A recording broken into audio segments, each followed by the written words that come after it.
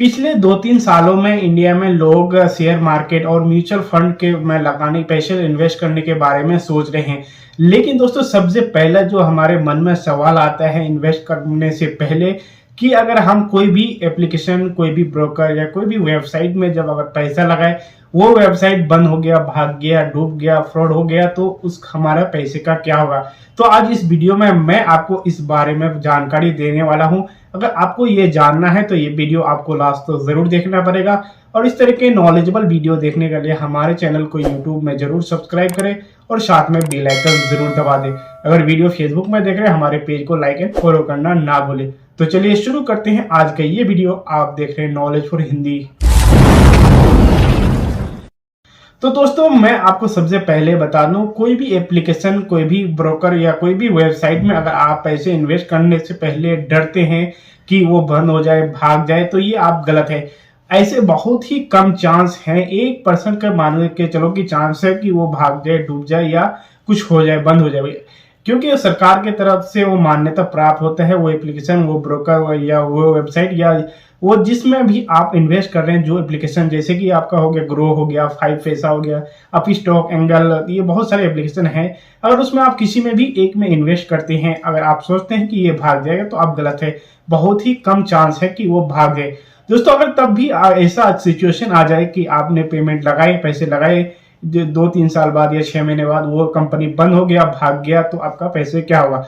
तो दोस्तों मैं आपको एक बात बताता चलूं कि जब भी आप कोई इन्वेस्ट करते हैं तो वो एप्लीकेशन के पास नहीं रहता है, वो ब्रोकर के पास नहीं रहते हैं। दोस्तों आप मान सकते हैं कि जैसे कि हम कोई पैसा इन्वेस्ट किए म्यूचुअल फंड में, तो वो क्या होता है कि वो म्यूचुअल फंड में जो जिस कंपनी में हम इन्वेस्ट करते हैं वो कंपनी में और हमारे बीच ही पैसे रहता है, ना कि उस एप्लीकेशन में जिसके थ्रू हम म्यूचुअल फंड में इन्वेस्ट करते हैं या शेयर बाजार में इन्वेस्ट करते हैं। क्या होता है, अगर आप जब भी पैसे इन्वेस्ट करते हैं तो वो कुछ ही आप जब तक आप इन्वेस्ट कर रहे हैं जब तक उनके वॉलेट में है। जैसे कि आप ग्रोक एप्लीकेशन से कोई भी म्यूचुअल फंड में इन्वेस्ट करना चाहते हैं या शेयर बाजार में इन्वेस्ट करना चाहते हैं, तो क्या होगा कि जब भी आप इन्वेस्ट करेंगे तो जब आप क्या करेंगे, सबसे पहले उसके वॉलेट में पेमेंट डालेंगे।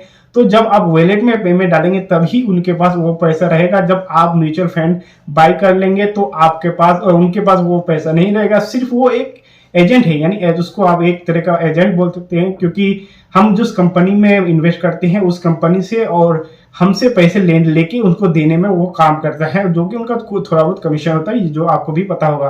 तो दोस्तों आपको डरना नहीं है। कोई भी कंपनी में आप इन्वेस्ट करने से पहले आपको ये बिल्कुल नहीं डरना है कि आपका पैसे डूब जाएगा और वो कंपनी बंद हो गया तो क्या होता है, ये सभी चीज अगर आपको जैसे कि एक म्यूचुअल फंड में इन्वेस्ट करते हैं या आप कोई भी कंपनी का शेयर खरीदते हैं, तो आपका पैसा जो कि उस एप्लीकेशन, उस ब्रोकर के पास नहीं रहता, वो कंपनी के पास रहता है और आपके थ्रू जो आप पेमेंट करते हैं वो आपसे डायरेक्ट उस कंपनी में जाता है, ना कि उस एप्लीकेशन में। तो दोस्तों कोई भी जैसे आप कोई म्यूचुअल फंड में इन्वेस्ट करते हैं या शेयर बाजार में आप कोई कंपनी का शेयर खरीदते हैं, तो क्या होता है, CSDL, NSDL के पास हो जाता है, जो कि आपके डीमेट अकाउंट में सभी डिटेल आपके जमा हो जाते हैं, सभी शेयर, सभी म्यूचुअल फंड आपके जमा हो जाते हैं। आप अपने डीमेट अकाउंट में कुछ की दूसरे एप्लीकेशन में भी ट्रांसफर कर सकते हैं। जैसे कि अगर आपका ग्रो में एक डीमेट अकाउंट है, उसे अपस्टॉक या एंगल ब्रोकर या 5 पैसा में भी ट्रांसफर कर सकते हैं।